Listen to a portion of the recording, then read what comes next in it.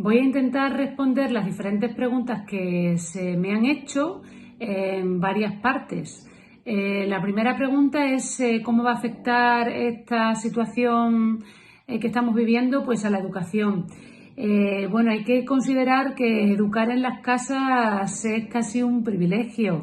Una educación en casa incrementa notablemente las desigualdades entre unos niños, niñas y otros y otras.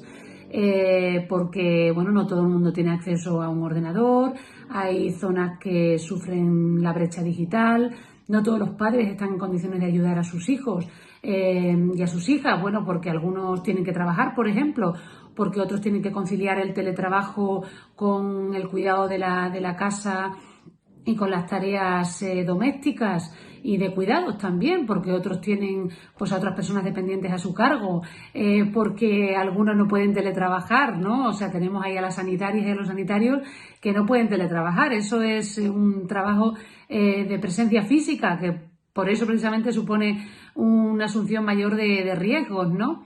Entonces, bueno, esta es la primera cosa. La solución no es trabajar en casa, la solución no es estudiar en casa con papá y mamá, ¿no?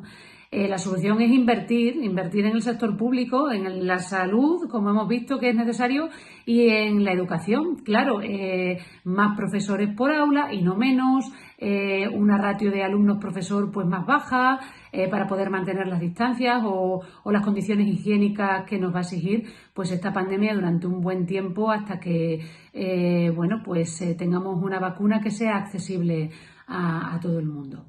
¿En qué medida va a afectar al turismo? Bueno, pues mira, ahora mismo lo importante sería hacer una desescalada más o menos homogénea entre todos los países de la Unión Europea. Se cerraron las fronteras del espacio Schengen en marzo, se abrirán el 15 de junio.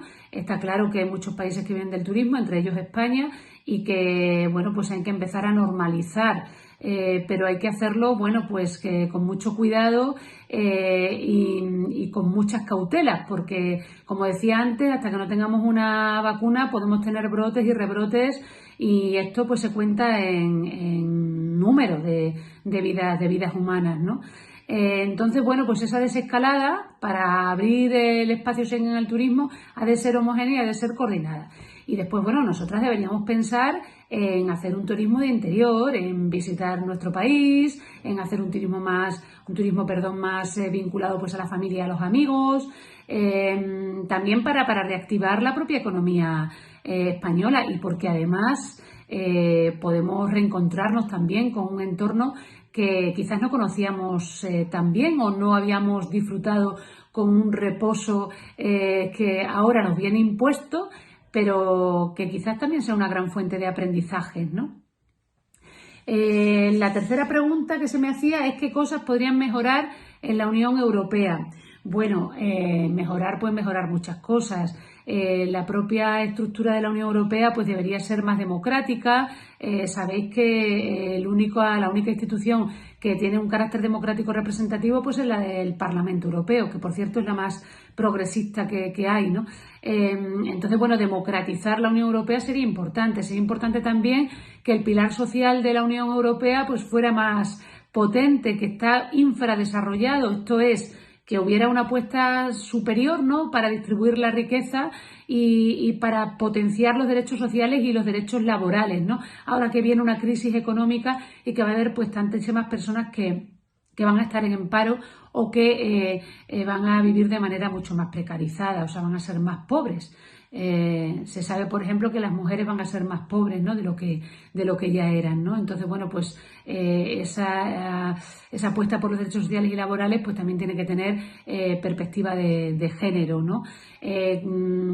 Hay además una necesidad imperiosa de hacer otra política de fronteras, ¿no? Estamos viviendo una crisis de refugiados muy grave, pues justo antes de entrar en el momento de la pandemia y ahora parece que se nos ha olvidado, ¿no? Pero sigue habiendo muchas personas a las que hemos condenado en su pequeño corralito pues a un montón de conflictos y de violencias de las que también Europa pues es responsable, ¿no? Deberíamos tener una Europa más unificada, que no hubiera una Europa del norte que quiere austeridad, frugalidad, recortes, ¿no?